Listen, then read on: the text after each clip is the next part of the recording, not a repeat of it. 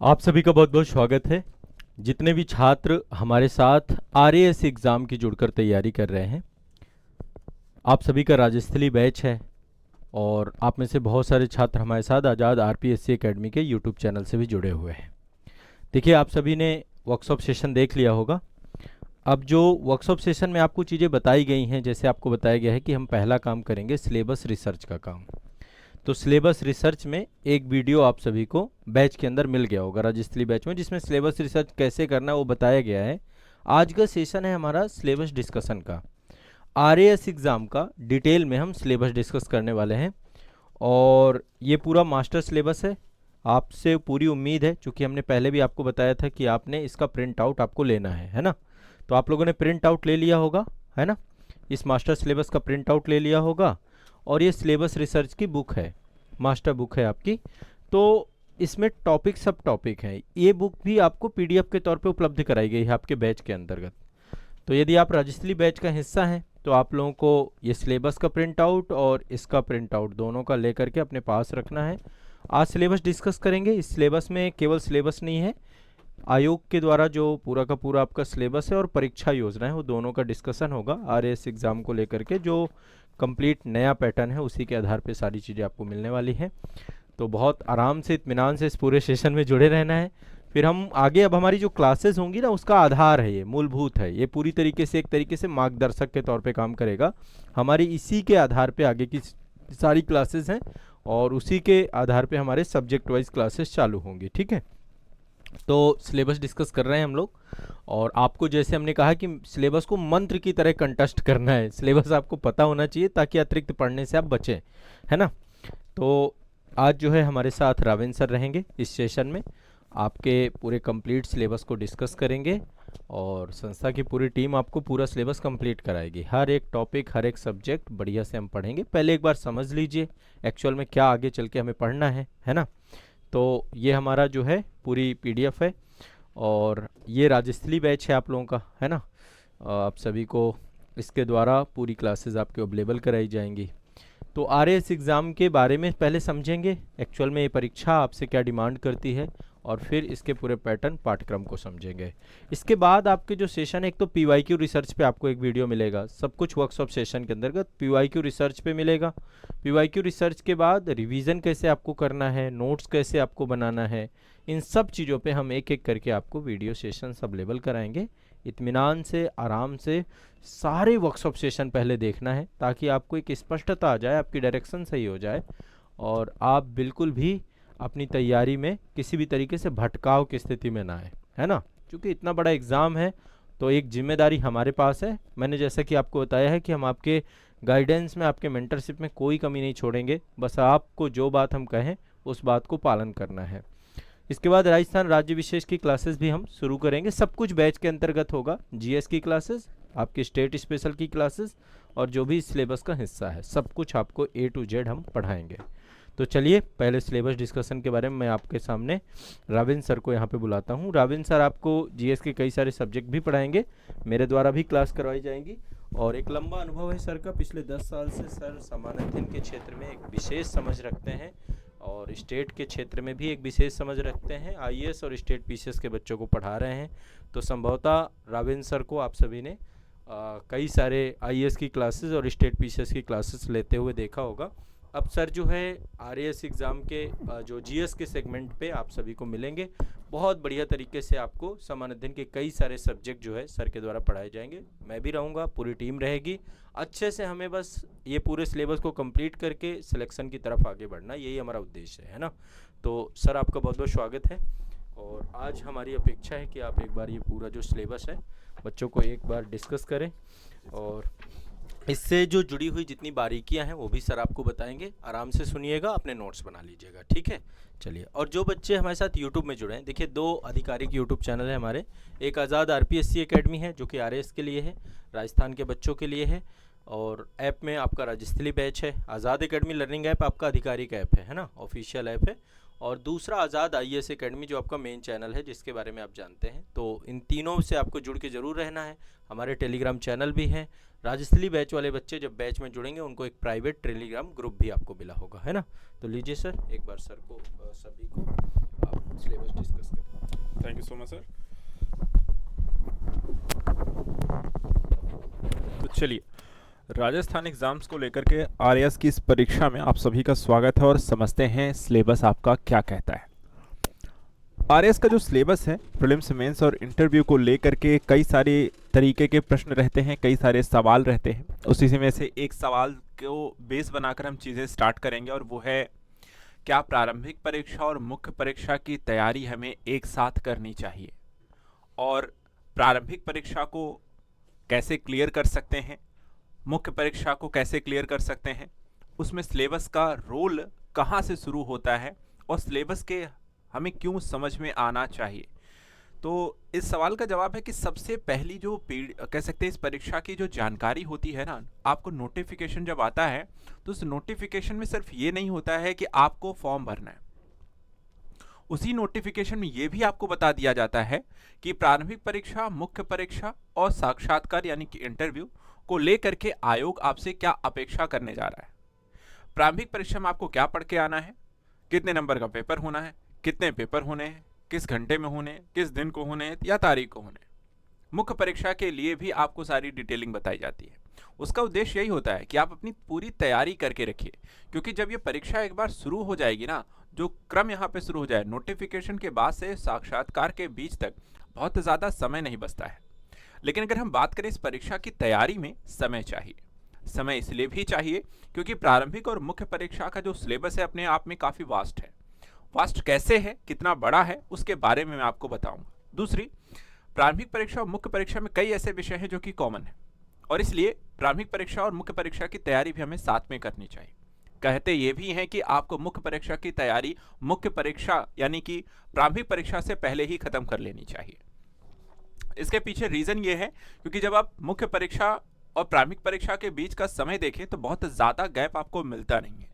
लेकिन जहां प्रारंभिक परीक्षा में 1 या 2 पेपर मोस्टली कई सारे स्टेट पीसीएस एग्जाम में, आईएएस में होते हैं, वहीं आपको मुख्य परीक्षा में आप देखें तो पेपरों की संख्या, सब्जेक्ट की संख्या कहीं ज्यादा होती है, लेकिन समय उतना नहीं मिलता है कि आप तैयारी एक्स्ट्रा कर सके, रिवीजन कर सके।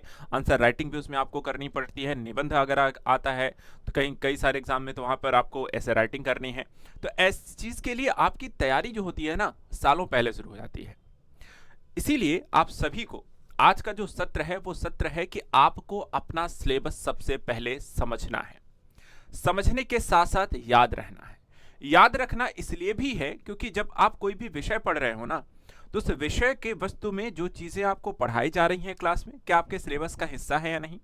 जब आप कोई न्यूज़पेपर पढ़ रहे हैं तो उस न्यूज़पेपर को पढ़ते समय भी उन्हीं न्यूज़ को पढ़ना है जो कि आपके सिलेबस का हिस्सा है, जिससे आपसे प्रश्न पूछे जा सकते हैं। कोई भी मैगजीन अगर आप करंट अफेयर्स के लिए चयन करते हैं तो उसमें भी आपको ये देखना है कि आपके सिलेबस के रिकॉर्डिंग है या नहीं, आपके परीक्षा के अकॉर्डिंग है या नहीं, क्योंकि कई सारी मैगजीन कई तरीके के एग्जाम्स को कवर करती हैं और उसमें आपका समय ज़्यादा है। तो यहाँ पे ये सारी चीज़ें आपको समझ में आ जाएंगी यदि आप अपने सिलेबस को अच्छे से क्लियर कर लेते हैं, समझ लेते हैं, याद कर लेते हैं। तो आपको हर समय आपके माइंड में ये रहेगा, मुझे अपने किस सब्जेक्ट में कितनी मेहनत करनी है, क्या पढ़ना है, किस परीक्षा यानी कि प्रारंभिक परीक्षा और मुख्य परीक्षा में कौन से विषय आते हैं, कौन से विषय नहीं आते हैं, कौन से कॉमन विषय हैं और उनको लेकर के मुझे क्या रणनीति अपनानी है। यानी कि सब कुछ डिपेंड करता है, आपकी तैयारी का जो आधार बनता है वो बनता है आपका सिलेबस, और ये आपकी परीक्षा के हर चरण में आपके साथ रहता है। इसलिए सबसे महत्वपूर्ण जो बिंदु है वो मैं आपके साथ डिस्कस करने जा रहा हूं आपकी परीक्षा का, और वो है आपका एग्जाम पैटर्न और सिलेबस। तो मेरे साथ आप सभी इस चीज को अच्छे से समझेंगे, पढ़ेंगे और चीजें यहां पर देखते भी चलेंगे। एक चीज और कहूंगा, चीजों को शुरू करने से पहले सभी अभ्यर्थियों के पास ये चीज होनी चाहिए। ये क्या है? सिलेबस है। सिलेबस अगर आपके पास है तो उससे क्या है कि जो चीजें मैं आपको बताता चल रहा हूं वो चीजें आप इसको हाईलाइट भी कर सकते हैं। हार्ड कॉपी जरूर रखिएगा, पीडीएफ नहीं रखने की जरूरत है। देखिए, सिलेबस की हार्ड कॉपी हर किसी के पास होनी चाहिए, नहीं है तो आप यहां पर इसकी हार्ड कॉपी निकलवा लीजिए, उसकी फोटो कॉपी निकलवा लीजिए, लेकिन ये होनी चाहिए आपके पास। जब भी आपको कोई चीज कंफ्यूजन हो रहा है तुरंत सिलेबस उठा के देखना है कि क्या आता है और कहां कैसे पूछा जा रहा है। ठीक है, तो प्रारंभ करते हैं इसी सिलेबस की। जैसे मेरे पास यहाँ पे पीडीएफ है और इसी पीडीएफ को मैं यहाँ पर एक एक करके आपको डिस्कस करूंगा। बाकी सभी लोग एक हार्ड कॉपी अपने पास रखें और चीजों को जो मैं बताता चलूं उसको यहाँ पर आप देखते भी चले। सबसे पहले चलिए बात करते हैं आरएएस की परीक्षा के बारे में। क्या है ये परीक्षा? तो राजस्थान एडमिनिस्ट्रेटिव सर्विस कहा जाता है आरएस। एग्जाम यानी कि एग्जामिनेशन है, परीक्षा के बारे में है। इस परीक्षा को कंडक्ट कौन कराता है? तो आरपीएससी के द्वारा, यानी कि राजस्थान लोक सेवा आयोग इस परीक्षा का आयोजन करती है।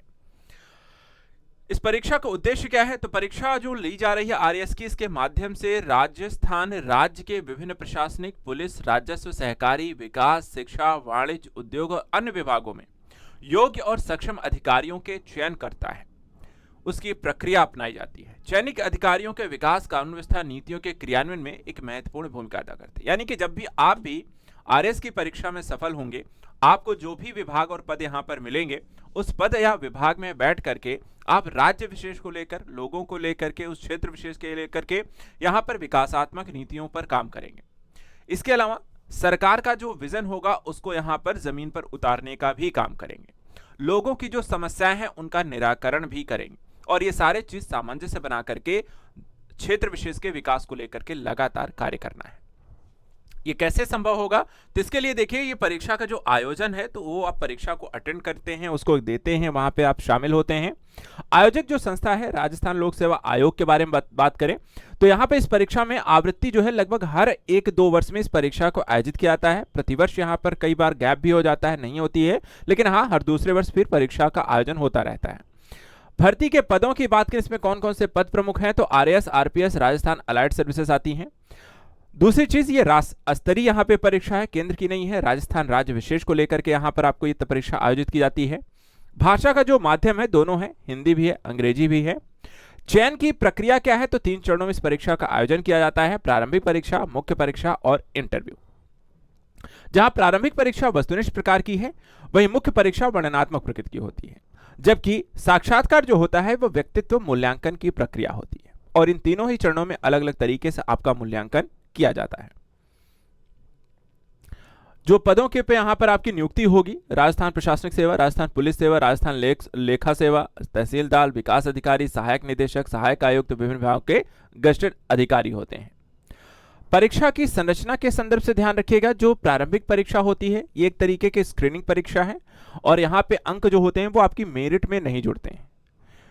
एक ही प्रश्न पत्र का आयोजन होगा। प्रारंभिक परीक्षा में 200 अंकों का पेपर होता है, 3 घंटे का समय दिया जाता है, और प्रकृति जो होती है वस्तुनिष्ठ प्रकार की होती है, यानी एक क्वेश्चन के 4 आंसर एमसीक्यू टाइप के क्वेश्चंस आएंगे, जिनका विकल्प आपको एमआर शीट में भरना है।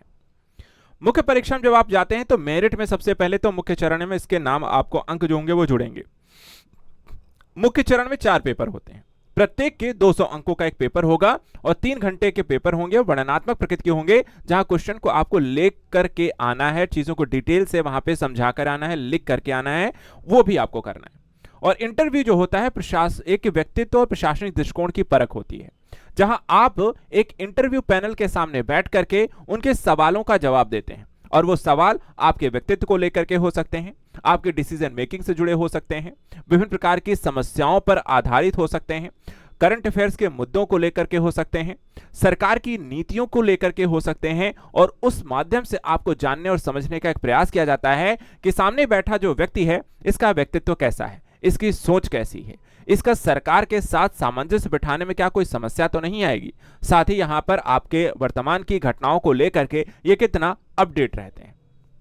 तो एक तरीके से वो समझने का प्रयास होता है कि सामने बैठा व्यक्ति जो प्रशासनिक पद पर काबिज होने जा रहा है वो कितना योग्य है और उसकी सोच कैसी है।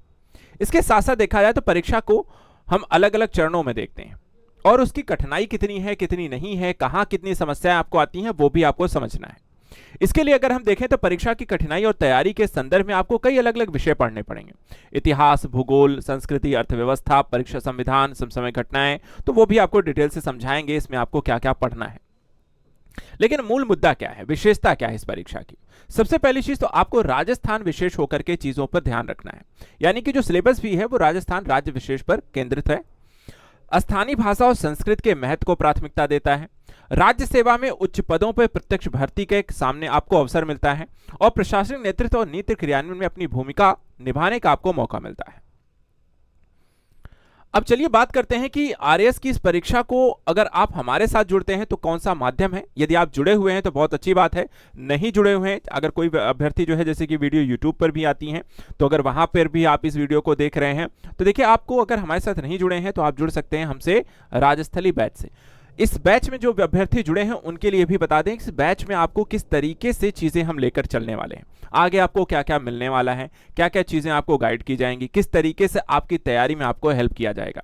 इस पूरे बैच की सबसे पहले यहां पर आप बात करें तो जो अभ्यर्थी यहां पर जुड़ रहे हैं, Azad Academy learning app Google Play Store से आपको डाउनलोड करना है और डाउनलोड करके आपको राजस्थली बैच जो राजस्थान की आरएएस परीक्षा के लिए है उसको यहां पर ज्वाइन करना है, जहां पर प्रीलिम्स, मेंस और इंटरव्यू तीनों चरणों की आपकी तैयारी कराई जाएगी।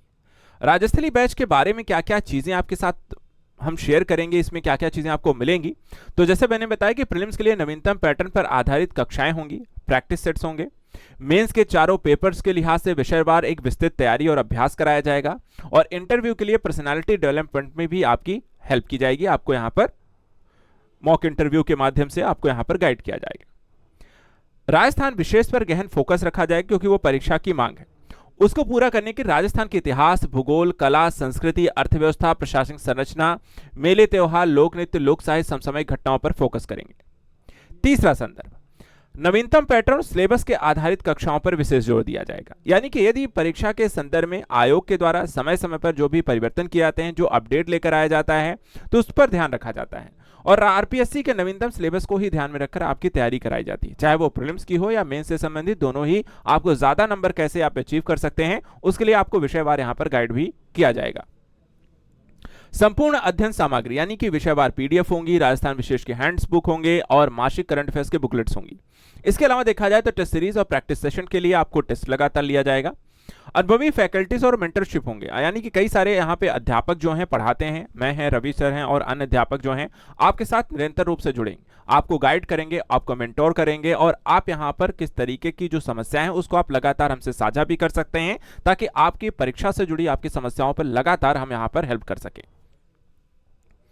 इसके अतिरिक्त डाउट क्लियरिंग सेशंस हैं, व्यक्तिगत मार्गदर्शन है, क्लासेस आपको दोनों तरीके से मिलती हैं, लाइव और रिकॉर्डेड भी हैं। यदि आप लाइव के समय में जो भी टाइमिंग आपकी रहेंगी क्लासेस की, आप हो सके तो लाइव क्लासेस अटेंड करें और अगर आप लाइव नहीं भी ले पा रहे हैं, कई सारे ऐसे भी अभ्यर्थी हमारे साथ जुड़ते हैं जो कि कहीं ना कहीं नौकरी पेशा हैं या कहीं फंसे हुए हैं, कुछ यहाँ पर काम भी करते हैं, तो वो रिकॉर्डेड टाइम पर भी यहाँ पर वो क्लासेस आपके लिए उपलब्ध होंगी, रिकॉर्डेड क्लास भी आप देख सकते हैं।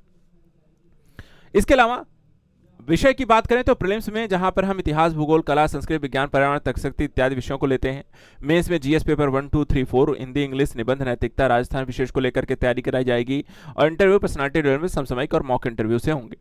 जुड़ने के बारे में मैंने आपको बता दिया है कि आजाद एकेडमी लर्निंग ऐप को डाउनलोड करिए, राजस्थली बैच को ज्वाइन करिए और अपनी तैयारी को आप हमारे साथ शुरू करिए। चलिए अब बात करते हैं कि आपको जैसे मैंने बता दिया है कि यहाँ पे जो परीक्षा है आरएएस की चयन प्रक्रिया 3 चरणों में होगी, प्रारंभिक परीक्षा, मुख्य परीक्षा और साक्षात्कार। अब इनके बारे में एक एक करके आपको बताते हैं। आरएएस परीक्षा का जो पैटर्न है वो कुछ इस तरीके का है, ठीक है। सबसे पहली चीज यहां पर अगर हम देखेंगे तो आरएएस के सामान्य अध्ययन का वस्तुनिष्ठ पेपर जो है जिसको प्रीलिम्स का पेपर है, तो प्रीलिम्स में आपका एक पेपर है जो कि जीएस का पेपर रहेगा, जो आपको एमसीक्यू टाइप का पेपर है, 2 घंटे का रहेगा और 200 अंकों का ये पेपर है। आरएएस की जो मुख्य परीक्षा, जो अभ्यर्थी यहाँ पे प्रीलिम्स को क्वालिफाई कर जाएंगे वो मेंस उन्हें लिखने का मौका मिलेगा।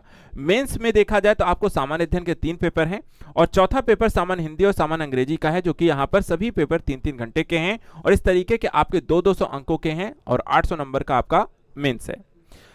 साक्षात्कार की बात करें तो व्यक्तित्व जो परीक्षण है वो यहाँ पर 100 अंकों का है और इस तरीके से देखा जाए तो ये सभी आपको यानी कि मुख्य परीक्षा और इंटरव्यू को यहां पर मिला करके आपकी मेरिट लिस्ट बनती है और उसी के आधार पे आपका चयन होता है।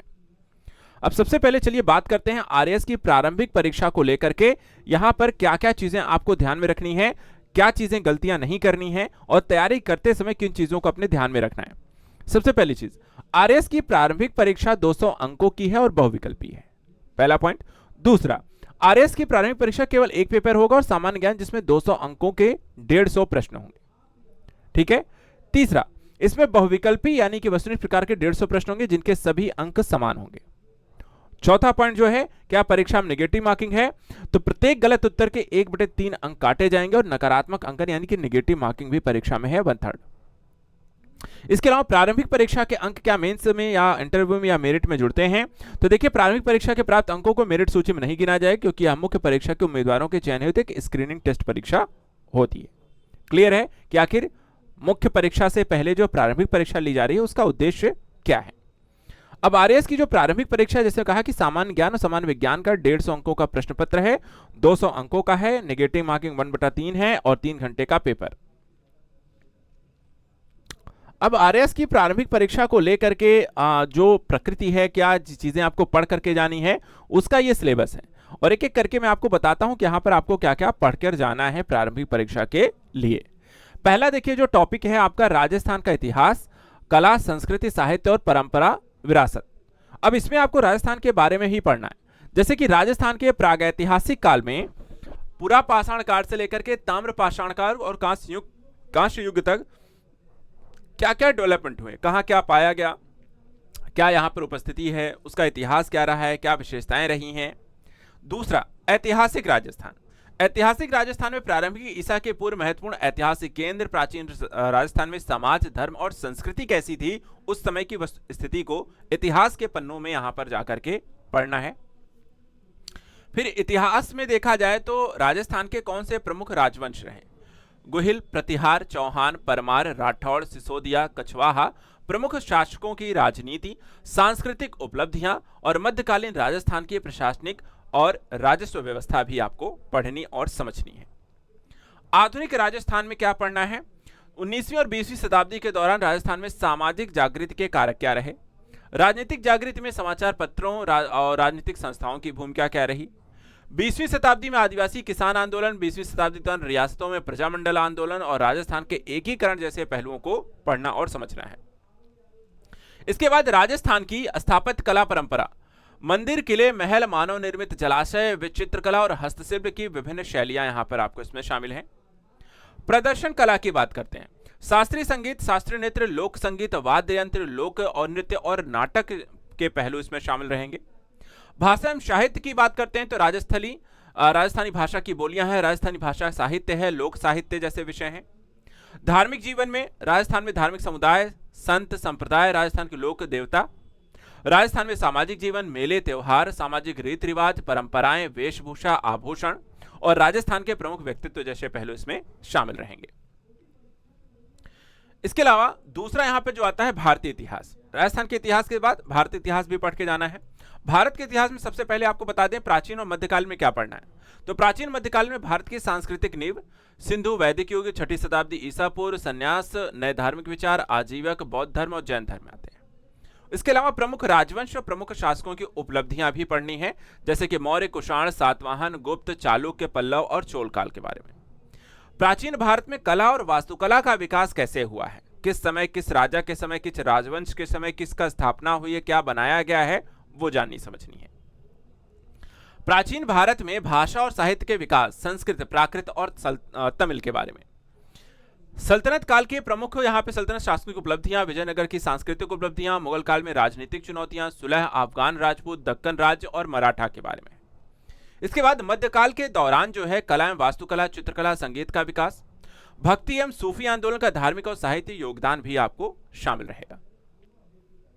इसके बाद अगला आता है आधुनिक काल, 19वीं शताब्दी के प्रारंभ से 1964 तक की स्थिति, जहां आधुनिक भारत के विकास एवं राष्ट्रवाद का उदय होता है। बौद्धिक जागृति, प्रेस, पाश्चात्य शिक्षा, 19वीं शताब्दी में सामाजिक धार्मिक सुधार, विभिन्न नेता एवं संस्थाएं, स्वतंत्रता संग्राम में भारतीय राष्ट्रीय आंदोलन, इसके विभिन्न चरण, धाराएं, महत्वपूर्ण योगदानकर्ता, देश के विभिन्न भागों से उनके योगदान के बारे में। और स्वतंत्रता के बाद के राष्ट्र के निर्माण के बारे में बात करें तो राज्यों का भाषाई पुनर्गठन, नेहरूवादी युग के दौरान संस्थागत निर्माण, विज्ञान और प्रौद्योगिकी के विकास जैसे पहलू इसमें शामिल रहेंगे। इतिहास के बाद जो अगला विषय आपको इसमें पढ़ के जाना है वो विश्व और भारत का भूगोल। तो राजस्थान हो गया, इतिहास हो गया और अब बात करेंगे भूगोल के बारे में। भूगोल में पहले विश्व भूगोल। विश्व भूगोल में प्रीलिम्स में क्या क्या पूछा जाएगा, जैसे कि प्रमुख भू आकृतियां, जिसमें आते हैं पर्वत, पठार, मैदान, रेगिस्तान, किस महाद्वीप में कौन से प्रमुख पर्वत पठार हैं, उनकी क्या अपनी विशेषताएं हैं, प्रमुख नदियां और झीलें कहां पर कौन सी हैं, कृषि के प्रकार कौन कौन से हैं, प्रमुख औद्योगिक क्षेत्र, पर्यावरणीय मुद्दे भी हैं जैसे मरुस्थलीकरण, वनों की कटाई, जलवायु परिवर्तन, ग्लोबल वार्मिंग, ओजोन परत का क्षरण। भारत के भूगोल के बारे में बात करें तो प्रमुख भू आकृतियां, पर्वत, पठार, मैदान हैं, मानसून एवं वर्षा वितरण के तंत्र हैं, प्रमुख नदियां और झीलें हैं, प्रमुख फसलें गेहूं, चावल, कपास, गन्ना, चाय और कॉफी है। इसके अलावा प्रमुख खनिज लौह अयस्क, मैग्नीज, बॉक्साइट, अभ्रक है। विद्युत संसाधन पारंपरिक और गैर पारंपरिक हैं, प्रमुख औद्योगिक क्षेत्र हैं, राष्ट्रीय राजमार्ग और प्रमुख परिवहन गलियारे हैं। राजस्थान का फिर भूगोल आपको पढ़ना है, जिसमें प्रमुख भौगोलिक क्षेत्र, उनकी विशेषताएं हैं, जलवायु की विशेषताएं, प्रमुख नदियां, झीलें, प्राकृतिक वनस्पति, मिट्टी, प्रमुख फसलें गेहूं, मक्का, जौ, कपास, गन्ना, बाजरा, प्रमुख उद्योग हैं, प्रमुख सिंचाई परियोजनाएं हैं, जल संरक्षण है, तकनीकें हैं। राजस्थान जनसंख्या वृद्धि है, घनत्व है, साक्षरता है, लिंग अनुपात है, प्रमुख जनजातियां हैं, खनिज धात्विक अधात्विक हैं, विद्युत संसाधन पारंपरिक गैर पारंपरिक है, जैव विविधता, उसका संरक्षण, पर्यटन केंद्र और सर्किट जैसे आपके टॉपिक इसमें शामिल रहेंगे। इसके बाद भारतीय संविधान, राजनीतिक व्यवस्था और शासन के बारे में है, यानी इंडियन पॉलिटी के बारे में है।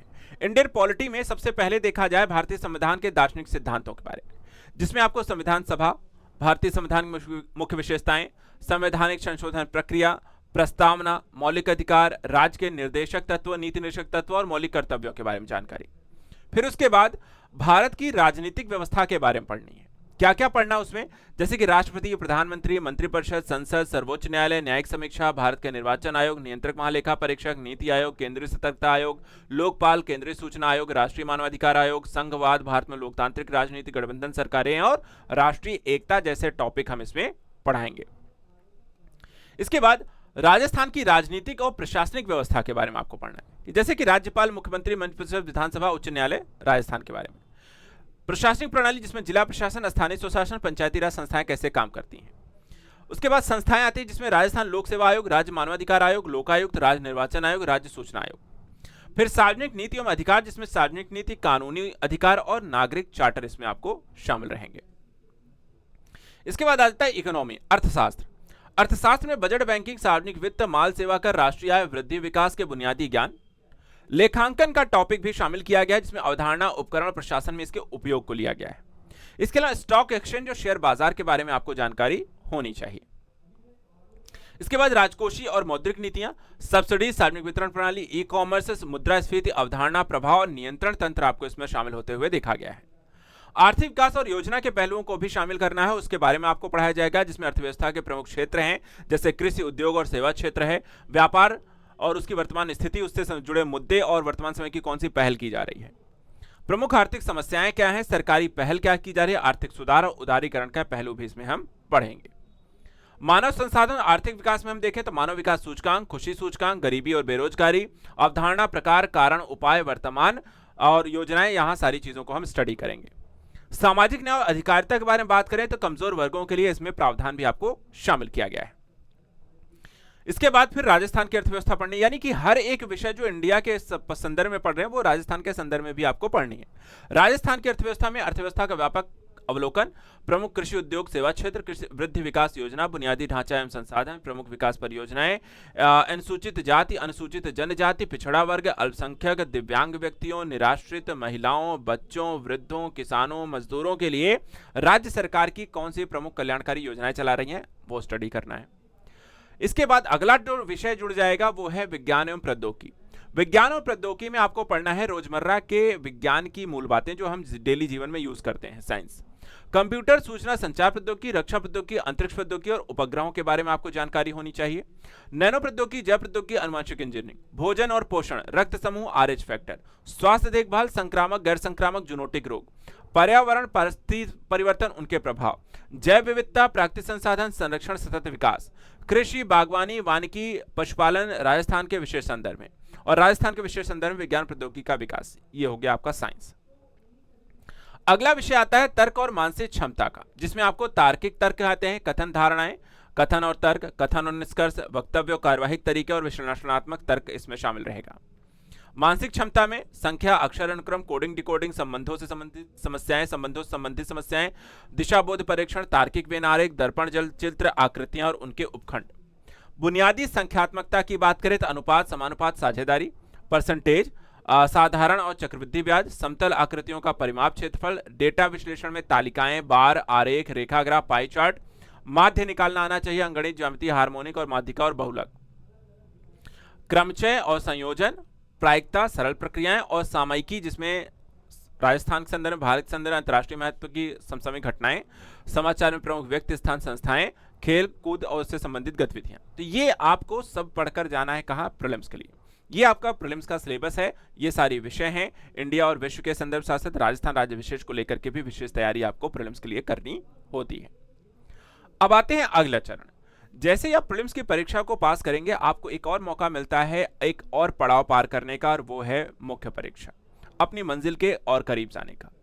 मुख्य परीक्षा के बारे में आपको बता दूं कुछ विशेष बातें। सबसे पहली चीज कि प्रारंभिक परीक्षा उत्तीर्ण करने वाले अभ्यर्थी ही मुख्य परीक्षा में बैठेंगे। दूसरा, उम्मीदवारों की जो संख्या है कुल रिक्तियों की संख्या के 15 गुना पर आधारित आपको होती है, यानी कि जितनी पोस्ट होगी उस अनुसार यहां पर 15 गुना अभ्यर्थियों को बुलाया जाएगा मुख्य परीक्षा के लिए। मुख्य परीक्षा में वर्णनात्मक प्रकार का पेपर होगा। 4 पेपर होंगे, सभी पेपरों को हल करना अनिवार्य रहेगा। मुख्य परीक्षा प्राप्त अंकों को मेरिट की सूची में यहां पर जोड़ा जाता है, और इसमें 2 लघु प्रश्न, 5 मध्यम प्रश्न और 10 दीर्घ प्रश्न आपको शामिल रहेंगे। अब मुख्य परीक्षा का पैटर्न कुछ ऐसा है, जिसमें 4 पेपर हैं, 3 जीएस के, चौथा यहाँ पे भाषा का है, सामान्य हिंदी और अंग्रेजी का 200 अंकों का है, 800 अंक टोटल होंगे, 3-3 घंटे का पेपर है। चलिए अब बात करते हैं यहाँ पर पेपर वाइज यहाँ पर आपसे कहां पर क्या पूछा जाएगा। तो पहला जो पेपर जीएस का है, सामान्य ज्ञान और सामान्य अध्ययन के पाठ्यक्रम में जो पहला प्रश्न पत्र है, इसमें 3 खंड होंगे, इतिहास, अर्थशास्त्र, समाजशास्त्र, प्रबंधन, लेखा और लेखा परीक्षा को लेकर के।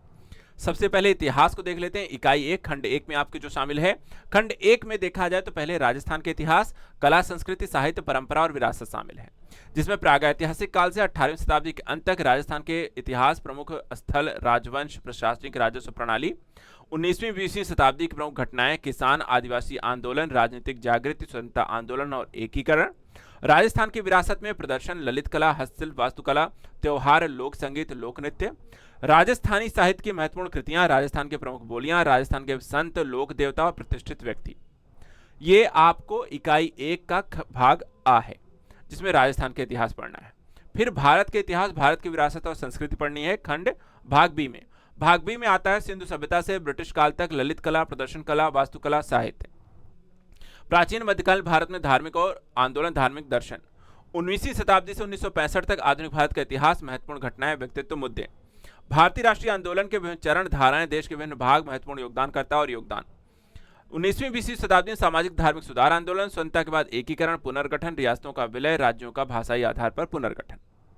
फिर भाग सी आता है, जिसमें आधुनिक विश्व इतिहास को 1950 ईस्वी तक पढ़ना है, जिसमें क्या क्या विशेष रहेगा, पुनर्जागरण, सुधार, ज्ञानोदय, औद्योगिक क्रांति, एशिया अफ्रीका में साम्राज्यवाद, उपनिवेशवाद, विश्व युद्धों का प्रभाव, यह आपको इतिहास में पढ़ना है।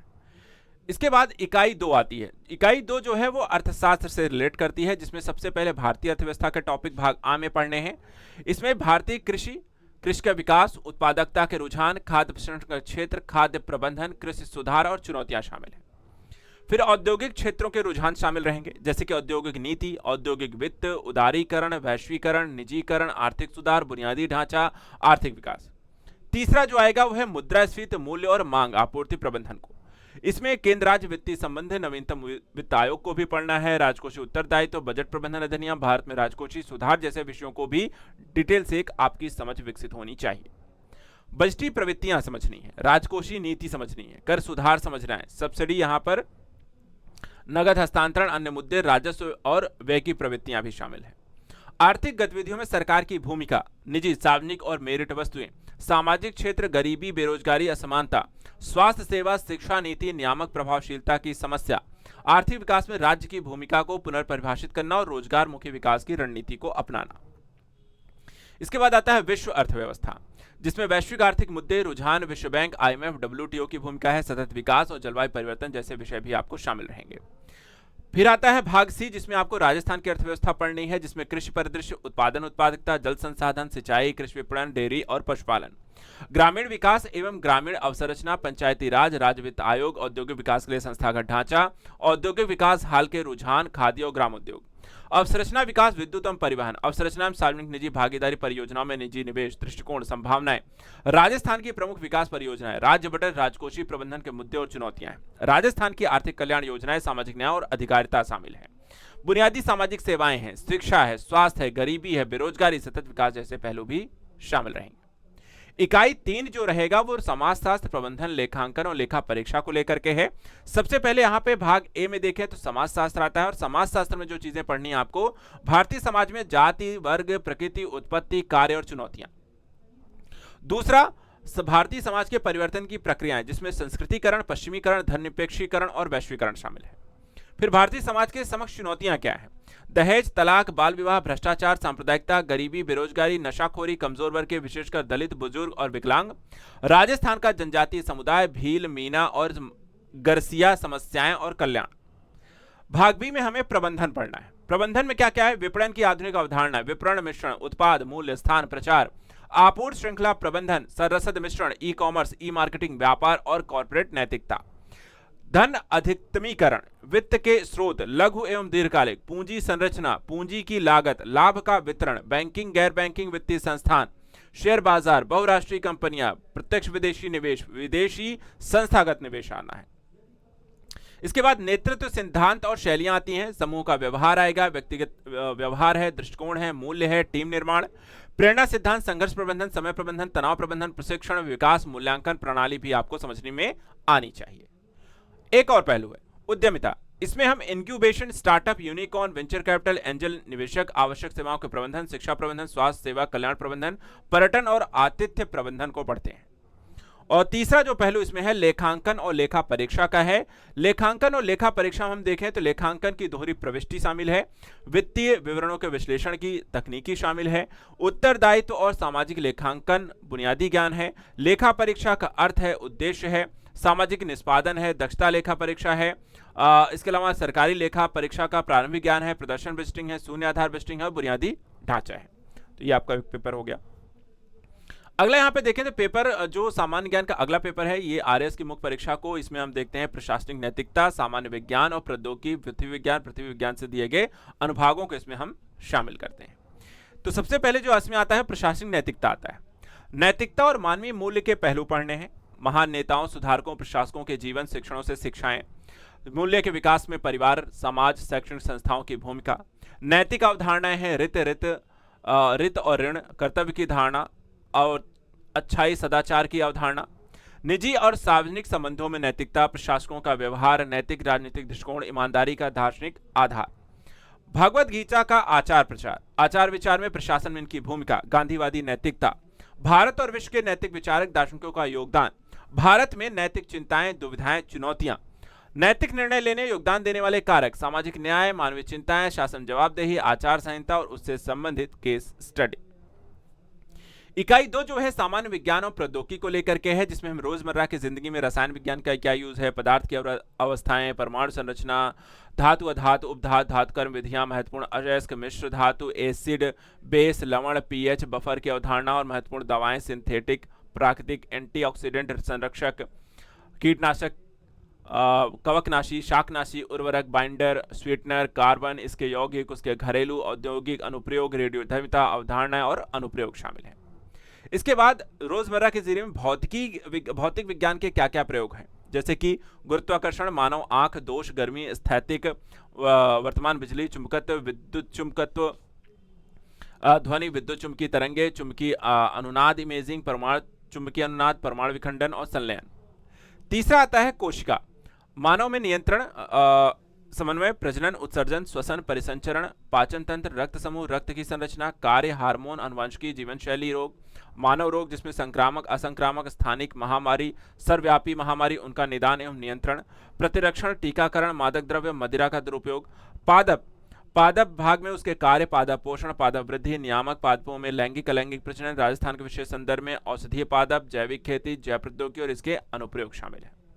इसके बाद आता है कंप्यूटर से रिलेटेड, जिसमें बुनियादी कंप्यूटर विज्ञान भी है, नेटवर्किंग प्रकार, एनालॉग डिजिटल दूरसंचार, आवृत्ति स्पेक्ट्रम, मोबाइल टेलीफोनी, सूचना संचार प्रौद्योगिकी के हालिया विकास, कृत्रिम बुद्धिमत्ता, big data, cloud computing, internet of things, crypto currency, OTT platform, social media, उनके प्रभाव भारत में आईटी उद्योग और डिजिटल इंडिया पहल।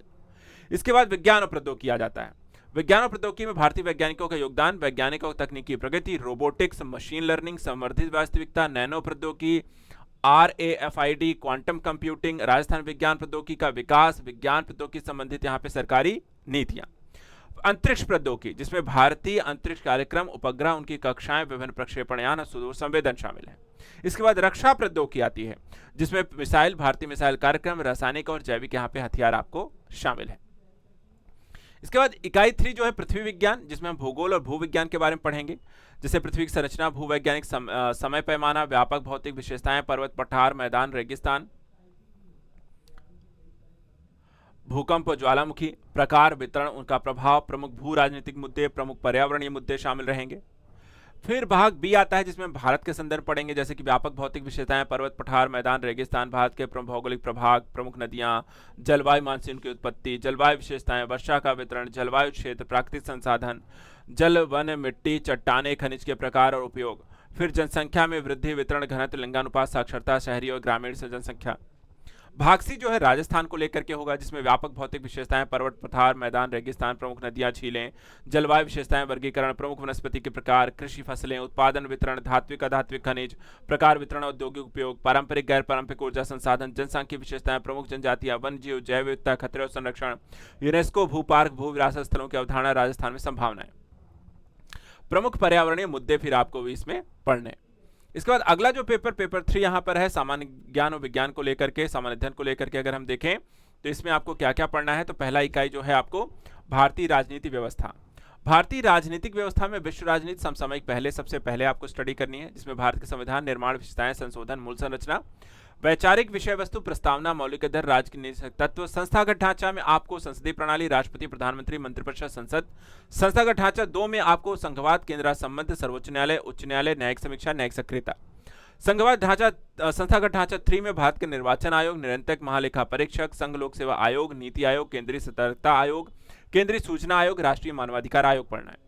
फिर राजनीतिक गतिशीलता के पहलू आएंगे, जिसमें भारतीय राजनीति में जाति, धर्म, वर्ग, जातीयता, भाषा, लिंग की भूमिका, राजनीतिक दल, चुनावी व्यवहार, नागरिक समाज, राजनीतिक आंदोलन, राष्ट्रीय अखंडता, सुरक्षा संबंधित मुद्दे, सामाजिक, धार्मिक, राजनीतिक संघर्ष के प्रभावित क्षेत्र। फिर राजस्थान की राज्य राजनीति, जिसमें हम दलीय प्रणाली है, राजनीतिक जनसंख्या है, राजस्थान में राजनीतिक प्रतिस्पर्धा के विभिन्न चरण हैं, पंचायती राज, शहरी स्वशासन संस्थाएं हैं। शीत युद्ध के बाद के युग में उभरती विश्व व्यवस्था, संयुक्त राज्य अमेरिका का आधिपत्य, उसका प्रतिरोध, संयुक्त राष्ट्र, क्षेत्रीय संगठन, अंतर्राष्ट्रीय अर्थव्यवस्था गतिशीलता, अंतर्राष्ट्रीय आतंकवाद, पर्यावरणीय मुद्दे शामिल हैं। फिर भारत की विदेश नीति, उसके विकास, निर्धारक, अमेरिका, चीन, रूस, यूरोपीय संघ, पड़ोसी देशों के साथ भारत के संबंध, संयुक्त राष्ट्र, गुटनिरपेक्ष आंदोलन, ब्रिक्स, G20, G77, सार्क में भारत की भूमिका। फिर दक्षिण एशिया, दक्षिण पूर्व एशिया, पश्चिम एशिया, सुदूर पूर्व में भू राजनीतिक सामरिक मुद्दे और भारत का उनका प्रभाव। समसामयिक घटनाओं में राजस्थान की समसामयिक घटनाएं, व्यक्ति, स्थान, राष्ट्रीय, अंतर्राष्ट्रीय महत्व, खेलों संबंधित हाल की घटनाएं। इकाई 2 जो है वो लोक प्रशासन प्रबंधन की अवधारणा, उससे जुड़े हुए मुद्दे हैं। प्रशासन प्रबंधन में अर्थ, प्रकृति, महत्व, विकसित विकासशील समाजों में इनकी भूमिका, एक विषय के रूप में लोक प्रशासन का विकास, नवीन लोक प्रशासन के अध्ययन के दृष्टिकोण, शक्ति, अधिकार, वैधता, जिम्मेदारी और प्रतिनिधि मंडल की अवधारणाएं, संगठन के सिद्धांत, पदानुक्रम, नियंत्रण की सीमा और आदेश की एकता, प्रबंधन, कॉर्पोरेट प्रशासन, सामाजिक जिम्मेदारी के कार्य। इसके अलावा नवीन लोक प्रबंधन के नए आयाम, परिवर्तन प्रबंधन, सिविल सेवाओं का दृष्टिकोण और मूल्य, नैतिकता, अखंडता, निष्पक्षता, गैर पक्षपात, सार्वजनिक सेवा के प्रति समर्पण, सामान्यज्ञों, विशेषज्ञों के बीच संबंध। प्रशासन का नियंत्रण जो है उसमें विधायी, कार्यकारी, न्यायिक विभिन्न साधन और सीमाएं हैं। राजस्थान में प्रशासनिक व्यवस्था, प्रशासनिक संस्कृति, राज्यपाल, मुख्यमंत्री, मंत्रिपरिषद, राज्य सचिवालय, निदेशालय और मुख्य सचिव आते हैं। जिला प्रशासन के अंतर्गत संगठन, जिला कलेक्टर, जिला मजिस्ट्रेट की भूमिका, पुलिस अधीक्षक, उपमंडल, तहसील प्रशासन आता है। विकास प्रशासन के बाद बात करें तो अर्थ, दायरा, विशेषताएं आती हैं। राज्य मानवाधिकार आयोग, राज्य चुनाव आयोग, लोकायुक्त, राजस्थान लोक सेवा आयोग, राजस्थान लोक सेवा आयोग सेवाओं के प्रदान की गारंटी अधिनियम 2011 और राजस्थान सुनवाई का अधिकार अधिनियम 2012 शामिल है। इसके बाद इकाई 3 आता है, जिसमें हम खेल और योग, व्यवहार और कानून को पढ़ेंगे। खेल और योग में भारत और राजस्थान राज्य की खेल नीतियां, भारतीय खेल प्राधिकरण, राजस्थान का राज्य खेल परिषद, खेलों के लिए राष्ट्रीय राजस्थान राज्य स्तरीय पुरस्कार, योग में सकारात्मक जीवन शैली, भारत के प्रख्यात खेल हस्तियां, प्राथमिक चिकित्सा, पुनर्वास, ओलंपिक, एशियाई खेलों, राष्ट्रमंडल खेलों, पैरालंपिक खेलों में भारतीय खिलाड़ियों की भागीदारी। भाग बी जो है व्यवहार से जुड़े हुए पहलू हैं, जैसे कि बुद्धि, संज्ञानात्मक बुद्धि, सामाजिक भावनात्मक बुद्धि, सांस्कृतिक बुद्धि और आध्यात्मिक बुद्धि क्या है। व्यक्तित्व, लक्षण, प्रकार, व्यक्तित्व के निर्धारित, व्यक्तित्व का मूल्यांकन। सीखना और प्रेरणा, जिसमें सीखने की शैलियां, स्मृति के मॉडल, भूलने के कारण, प्रेरणा का आकलन शामिल है। तनाव और प्रबंधन, इसमें हम प्रकृति, प्रकार, स्रोत, लक्षण, प्रभाव, तनाव प्रबंधन और मानसिक स्वास्थ्य का संवर्धन करते हैं। इसके बाद भाग बी जो है वो कानून, भाग सी जो है कानून से जुड़ा हुआ है। कानून की अवधारणा है स्वामित्व और कब्जा, व्यक्तित्व, दायित्व, अधिकार और कर्तव्य है। समकालीन कानूनी मुद्दे हैं जिसमें सूचना का अधिकार है, साइबर अपराध सहित सूचना प्रौद्योगिकी कानून है, बौद्धिक संपदा अधिकार इत्यादि शामिल हैं। महिलाओं और बच्चों के विरुद्ध अपराध हैं घरेलू हिंसा, कार्यस्थल पर यौन उत्पीड़न, यौन अपराधों से बच्चों का संरक्षण अधिनियम 2012, बाल श्रम से संबंधित कानून, माता पिता वरिष्ठ नागरिकों भरण पोषण कल्याण संबंधी अधिनियम 2007, राजस्थान में महत्वपूर्ण भूमि कानून, राजस्थान भूमि राजस्व अधिनियम 1956, राजस्थान काश्तकारी अधिनियम 1955। पहले 3 जीएस के पेपर को अगर आप देखेंगे तो कई भाग हैं, कई विषय हैं और काफी डिटेल्ड में चीजें हैं और कई सारी चीजों का गहन अध्ययन की आपको जरूरत पड़ेगी। और इसी के माध्यम से हम आपको अपने राजस्थली बैच में इन सारे टॉपिक्स को इन डिटेल्ड में आपको पढ़ाएंगे, गाइड करेंगे, कैसे इनमें आप अच्छे नंबर ला सकते हैं, किस विषयों को लेकर के क्या रणनीतिक स्थिति होती है। जब क्लास के दौरान विषयों को हम पढ़ेंगे तो एक विषय विशेष को लेकर के भी चीज़ों की स्ट्रेटजी है, क्लासेस हैं और उनके समस्याएं क्या हैं उनके बारे में भी चर्चा करते हुए डिटेल से आपको सभी जो भी अध्यापक आपको पढ़ाएंगे वो आपको समझाते चलेंगे। इसके बाद अगला जो पेपर है पेपर 4 सामान्य हिंदी और सामान्य अंग्रेजी का है। सबसे पहले सामान्य हिंदी का जो सिलेबस है ये आप यहाँ पर देख सकते हैं।